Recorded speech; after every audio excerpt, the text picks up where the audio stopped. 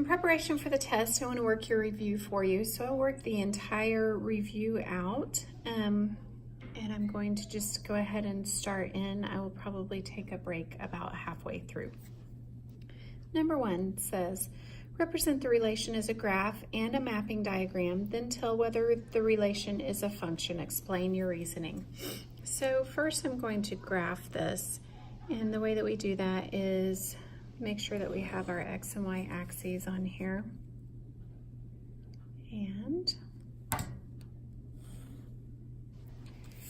so our first one is at 0, -2. There's my first dot.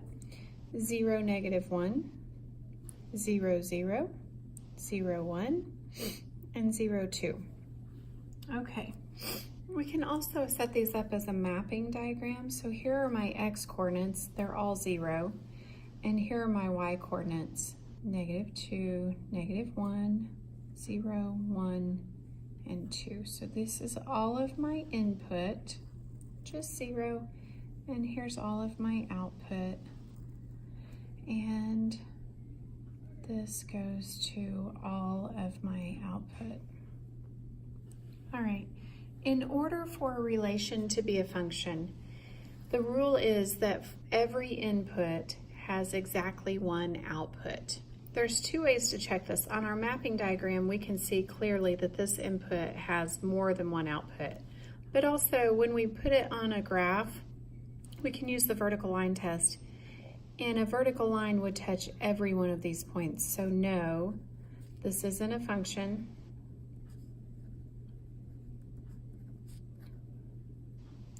Because the input has more than one output.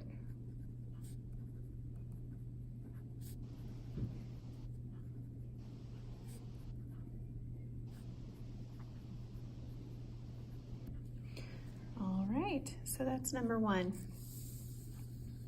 Number 2 says, tell whether the ordered pair is a solution for the equation. This is for 2 and 3.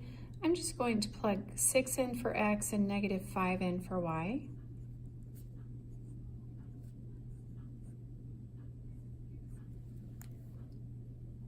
-5 equals 7 minus 12. 7 minus 12 is -5, so yes, that is a solution. Let's try this one. I'll put the -2 in for X, the -3 in for Y. 14 times -2 plus 2 times -3 equals -22. 14 times -2 is -28 plus a -6 equals -22. -28 and -6 equals -34. -34 does not equal -22, so no, it is not a solution. Okay, let's see, let me get to the next page. We learned 3 ways to graph linear equations. For 4, 5, and 6, please tell the 3 ways we learned. The first way we learned is we made a chart, and we would put in values for X and find values for Y. So we would find values for X and Y, and we would graph. Right? So we would use a chart on the first one. The second way we learned was to find the x-intercept, y-intercept, and graph. And we did that by, to find the x-intercept, replace y with 0 and solve for x. And to find the y-intercept, we replaced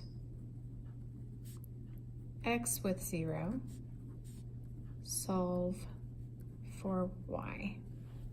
The third way that we learned to graph is we would put the equation in slope-intercept form. And we did that by solving for y.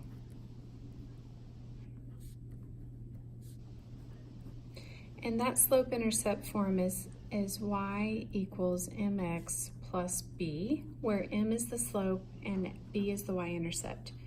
We would graph our y-intercept and use our slope to find another point and then draw our line. On number 7, it wants us to find 7 and 8, find the intercepts and graph the equation. So we'll find the x-intercept by putting 0 in for y, so x equals 4. We'll find the y-intercept by putting 0 in for x, so y equals 4. And then we'll graph it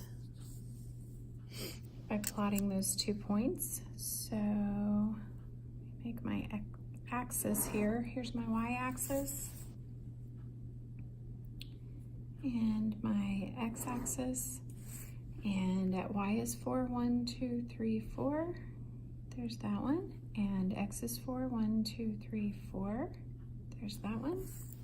And then we just draw our line.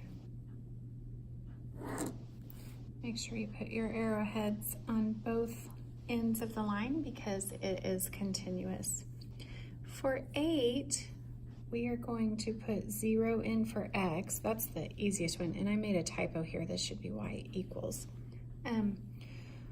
Put 0 in for x and we'll find y first. So when we put 0 in for x, we have y equals 5 halves times 0 minus 10. So y equals minus 10. That was the easiest one. To find it for x, we put 0 in for y. 0 equals 5 halves x minus 10. We're solving for x, so we'll add 10 to both sides. And we get 10 equals 5 halves x. Now we want to get x by itself. We would divide by whatever is multiplied by x. When we divide by a fraction, it's the same as multiplying by its reciprocal. Its reciprocal is 2/5. These are going to cross out. We have to do it to this side as well. 2/5 times 10 is like 2/5 times 10 over 1.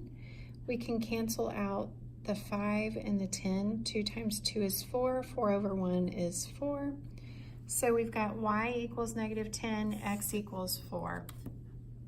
All right, I'm going to adjust my axes so I can fit both of those on there, which basically just means I'm going to draw my x-axis up higher. So here's my x and y axes, and we're going to do x at 4, 1, 2, 3, 4, and y is at negative 10. 1, 2, 3, 4, 5, 6, 7, 8, 9, 10. So it's down here at 10, negative 10, and we will put our line in, and there it is. All right, so that is 1 through 8. I'm going to take a small break and I will do the rest of them.